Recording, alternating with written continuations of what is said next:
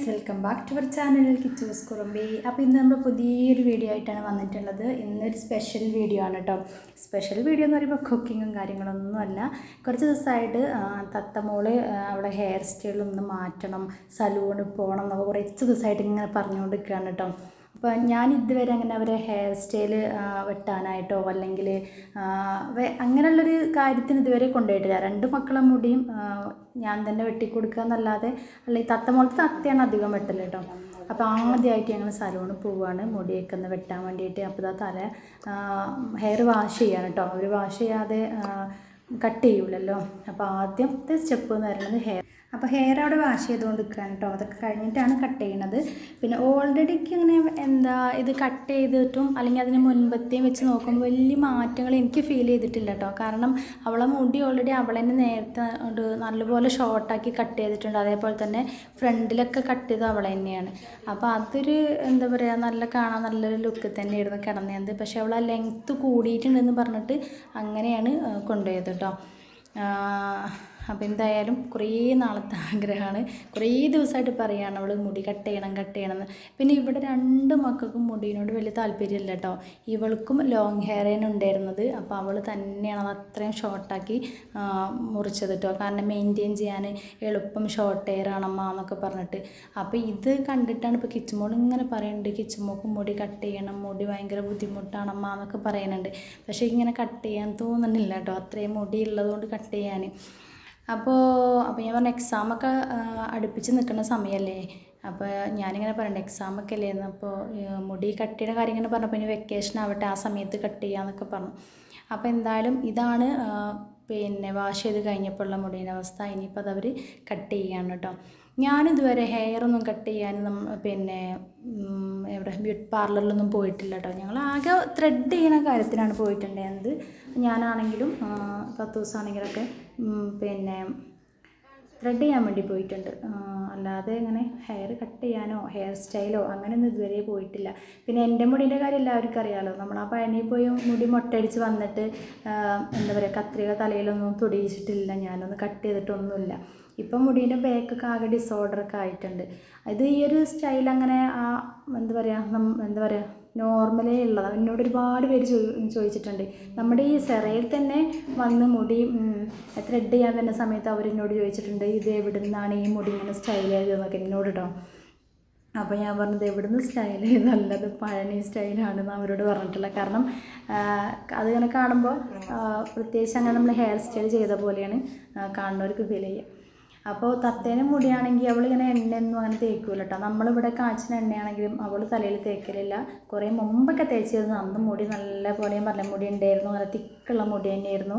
തിക്കും ഉണ്ടായിരുന്നു, കുറച്ച് ലോങ്ങും ആയിരുന്നു. പിന്നെ അതവളങ്ങനെ അതായത് ഷോർട്ടാക്കിയല്ലോ. പിന്നെ അതിന് ശേഷം അങ്ങനെ തലയിലും അങ്ങനെ എണ്ണയൊന്നും വല്ലാതെ നല്ല ഉപയോഗിക്കലേ ഇല്ല എന്ന് വേണമെങ്കിൽ പറയാം. അങ്ങനെയാണ്. പിന്നെ ഡെയിലി തലമുടി അങ്ങനെ വാഷ് ചെയ്യണ ആളും അല്ല കേട്ടോ. ശരിക്കും 3 ദിവസം കൂടുമ്പോൾ മാത്രമാണ് തലമുടി വാഷ് ചെയ്ത് എടുക്കണേ. അപ്പോൾ കിച്ചുമോളും ഇവിടെ ഉണ്ട് കേട്ടോ. കിച്ചുമോളും ചേച്ചീൻ്റെ ഹെയറൊക്കെ കട്ട് ചെയ്യണ കാണാൻ വേണ്ടി വന്നിട്ടുണ്ട്. അപ്പോൾ അവളാണ് വീഡിയോസൊക്കെ എടുക്കണത് കേട്ടോ. അപ്പോൾ എന്തായാലും നമുക്ക് ബാക്കിയുള്ളതും കൂടെ കാണാം. അപ്പോൾ ഹെയർ കട്ട് ചെയ്യണ പരിപാടിയൊക്കെ കഴിഞ്ഞിട്ടുണ്ട്. ഇനി അതൊന്ന് അവർ സെറ്റ് ചെയ്ത് വയ്ക്കുകയാണ്. പക്ഷെ നമ്മൾ ആ ഒരു സമയത്ത് മാത്രമേ ഇതൊക്കെ ഭംഗി ഉണ്ടാവുള്ളൂ. അന്നത്തെ ദിവസം അല്ലെങ്കിൽ 2 ദിവസം കൂടി ഉണ്ടാവും ആ ഒരു ഭംഗി. അവർ സെറ്റ് ചെയ്യുന്ന സമയത്ത് കാണാൻ നല്ല ഭംഗിയാണ്. പിന്നെ നമ്മൾ അതുപോലെ മെയിൻറ്റെയിൻ ചെയ്തിട്ടില്ലെങ്കിൽ ഇതൊരു ഭംഗി കിട്ടില്ല. പിന്നെ അത് മാത്രമല്ല, നമ്മൾ ഇങ്ങനെയൊക്കെ മുടി നമ്മൾ ചെയ്ത് വെക്കുമ്പോൾ എപ്പോഴും മുടി കെട്ടാതെ ഇങ്ങനെ അഴിച്ചിടണം. അപ്പോഴാണ് അതിൻ്റെ ഒരു ഭംഗിയും കിട്ടുക. കെട്ടുമ്പോൾ അതിൻ്റെ ആ ഒരു ഭംഗിയൊക്കെ പോകും. നമ്മൾ ഈ ചൂട് സമയത്ത് വേനൽ സമയത്ത് മുടി കെട്ടി വെക്കാൻ പറയുന്നത് അതും ഭയങ്കര ബുദ്ധിമുട്ടുള്ള കാര്യമാണ്. ആ സെറ്റ് ചെയ്യുമ്പോൾ അത് കാണാൻ നല്ല ഭംഗിയാണ്. പിന്നെ പഴയ പോലെ ആവും കേട്ടോ.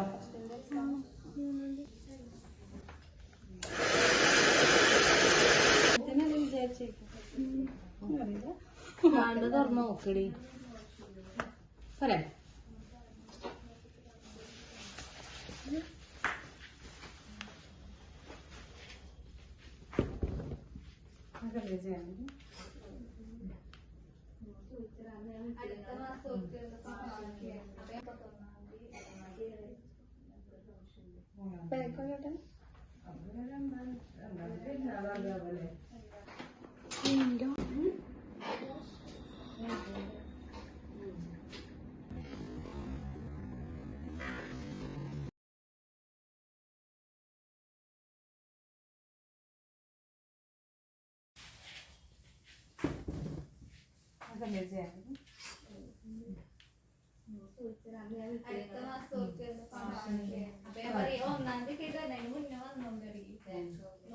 എന്താണ്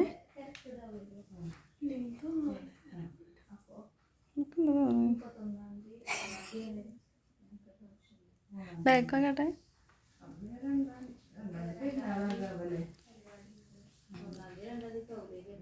കുറച്ചും കൂടെ അങ്ങോട്ട് പോകണം എന്നാലും അതിൻ്റെ ബാക്ക് കുറച്ച്